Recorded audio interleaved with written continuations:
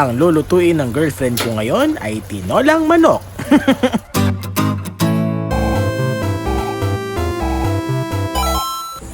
Pause muna tayo ngayon sa mga Korean food. Magluluto tayo ngayon ng Filipino food. Ito ay tinolang manok. Napakadali lang nito, pero syempre hindi ako magluluto. Ang unahin ay, teka lang, kamatis, tapos ayan na, hinihiwa na yung sibuyas. Dahan-dahan lang sa paghiwa kahit mapurol yan, nakakasugat yan, at papapanood nyo mamaya. Pagkatapos sa sibuyas, magdikdik ng luya. Importante ito sa tinola, dahil nakakatanggal to ng lansa ng manok. Sila nga pala yung mga aso ko, si Oreo at si Faji. Wala silang ginagawa kundi matulog at kumain. Pagkatapos, ay maghiwa ng papaya. Alam nyo masarap pala to kaysa dun sa sayote. Mas nagustuhan ko yung papaya sa tinolang manok. Nagbibigay siya ng tamis sa lasa. Hirap na hirap siya, no? Ang purol na kasi ng mga kutsilyo namin, eh. Kaya patuloy lang suporta nyo sa amin para makabili kami ng panghasa. Pagkatapos, ano ba ginagawa dyan? Hindi ko alam tawag dyan, eh. Basta gayahin nyo na lang. So yun, ang kailangan ay sibuyas, papaya, luya. Ito yung sinasabi ko sa inyo, no, yung kaninang hinihiwa niya yung papaya, nasugatan siya. May band-aid na yun. Ayan. Ang tigas nga po. So, sobrang tigas kasi ng papaya, tapos mapurol pa yung kutsilyo namin, talagang hirap na hirap siya. Hindi ko man lang tinulungan, no, nag-video lang ako. Pagkatapos maghiwa ng lahat ng sangkap, syempre ang kailangan natin ay manok at daon ng sili at malunggay. Napaka-healthy ng dalawang gulay na yun. Paborito ko yung malunggay at daon ng sili. Quarter cut yung binili namin sa manok. Pwede nyong hiwain sa tatlo or pwede nyong lutuin ng buo. Pagkatapos, unahin nyong igisa ang luya at sibuyas. Haluin nyo lang at magantay ng kahit 30 seconds, pwede na. Isunod ang kamatis. Ito optional lang to Si Kenneth lang yung nakita kong magluto ng tinola na may kasamang kamatis. Yung mga nakakain kong tinola dati walang kamatis, pero siya meron. Pero panalo naman yung lasa. So depende sa inyo kung gusto nyo ng kamatis, maglagay kayo. Kung hindi naman, okay na okay. Pagkatapos ilagay na ang mga manok. Yung quarter cut hiniwa namin sa tatlo para marami. Baliktarin nyo lang yung mga manok hanggang sa maging golden brown. Dapat lutuin nyo muna yung manok bago kayo maglagay ng tubig para hindi malansa.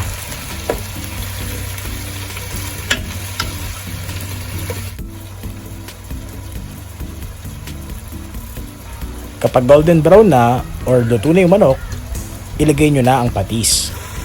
Kahit mga 2 tablespoons lang, pwede na. Nakakatulong din to sa pampalis ng lansa. Yun, si Faji nahuli ni Mama.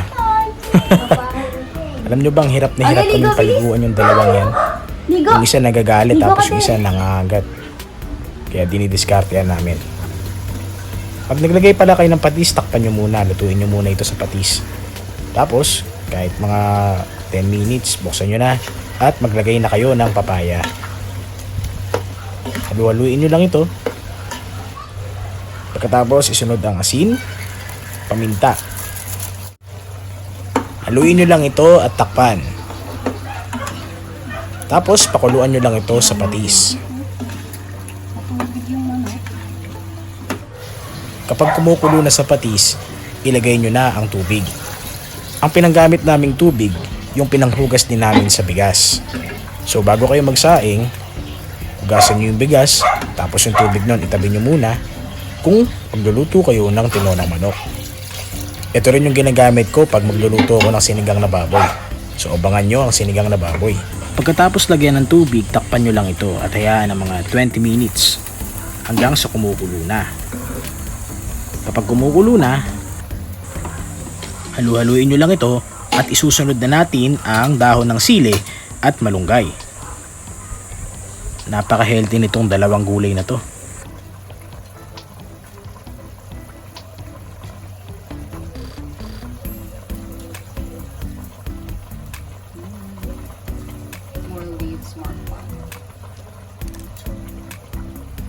Dahil mo kinuha malunggay Sarap. Gusto ko yun. Paborito yung paborito. Gusto ko nga yung Naging paborito ko na yun Uunti pa naman yung mamaya. Walang mga. Pagkatapos, pakuluan nyo lang ito ng hanggang 5 minuto. Hanggang sa maging ganyan na. Napakasarap talaga ng tinola ni Kenz. Pwede na itong kainin. Alam nyo, marunong din ako magluto ng tinola, pero yung classic na tinola, yung walang kamatis. So ayan na, pwede na itong kainin. Mukbang time na!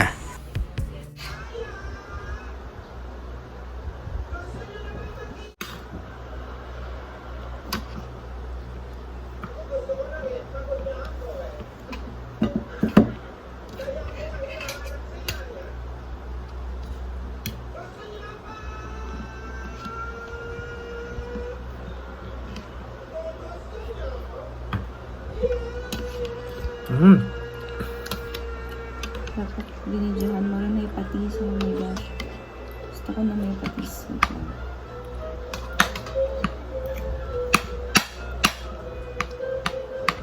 Tita, kain na po. Sarap.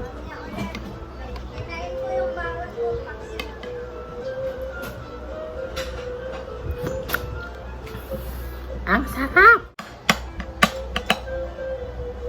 Yun o. Kita niyo yan, boys. Patis.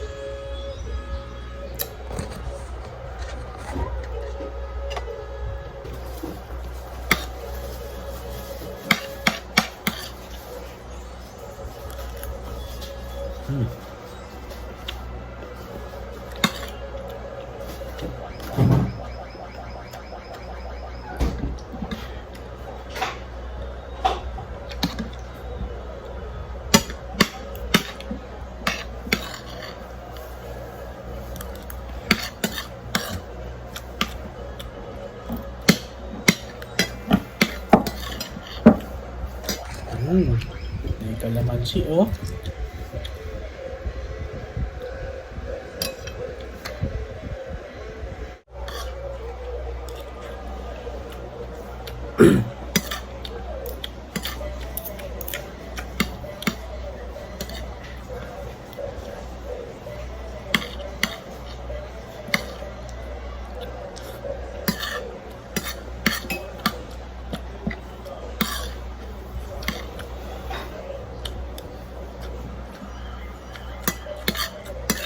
Paulit-ulit.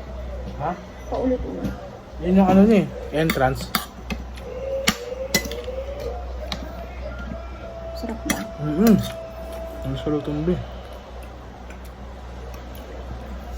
Panalo buhay. Hindi maalat. Hindi oh.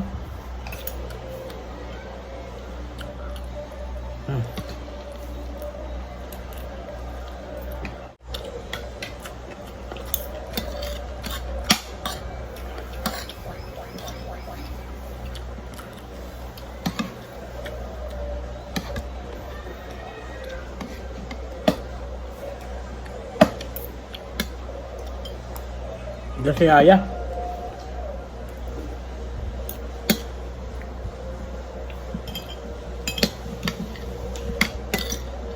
Masarap ng papaya. Masasarap sa sayote.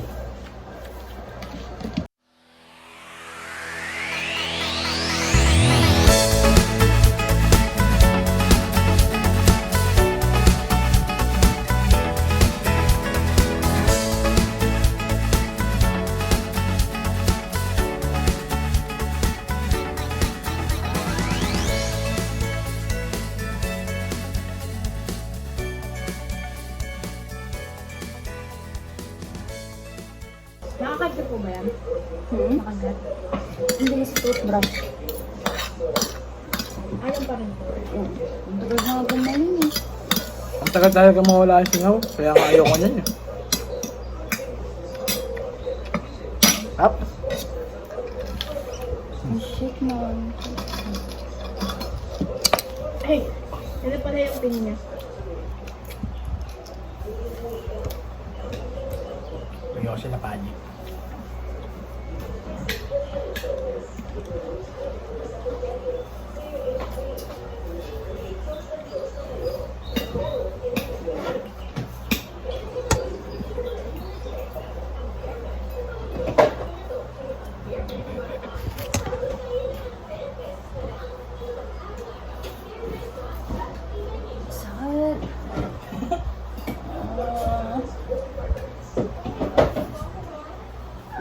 pa kinakain mo.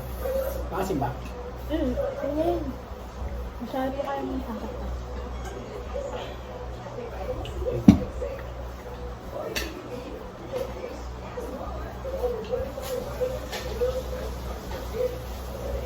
Hindi pa abot ng asin dyan.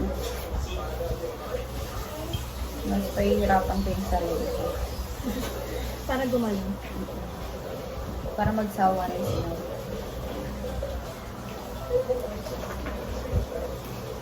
Ang sakit. Hindi pala ako nakakain na ayos. Ang hirap iba kayong bibig ko eh. Kahit yung sabaw nilang pearl. Oreo, Paji! Kain kayo, Paji. Hindi ako kayo. Gusto mo ba ba, Andres? Yes, sir. Ipadin. Ikaw sa kanila to.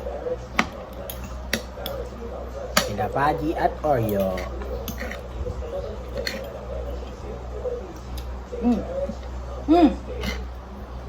Sakit. Aray!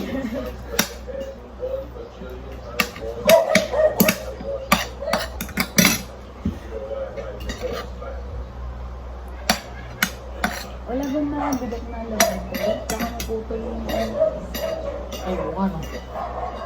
Talaga.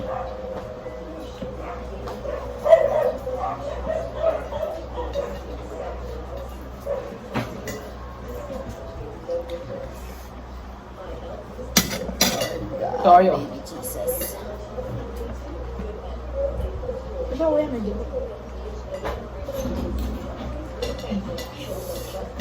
Ano?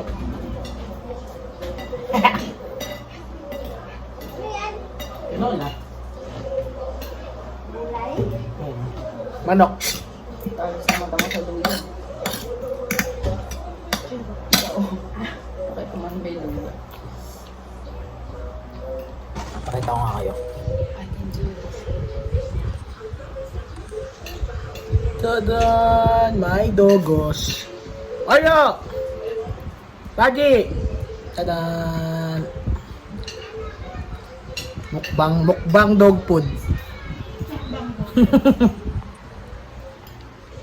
Ano ka? Di ka inuha na lang tabi, please. Maka na. Sakit talaga yan. Ayoko rin yan eh. I hate that.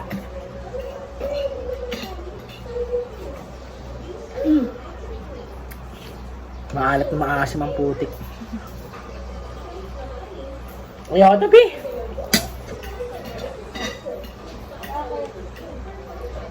Ang alat. Saan ka naman talaga yung Ay! Hi. Bye-bye.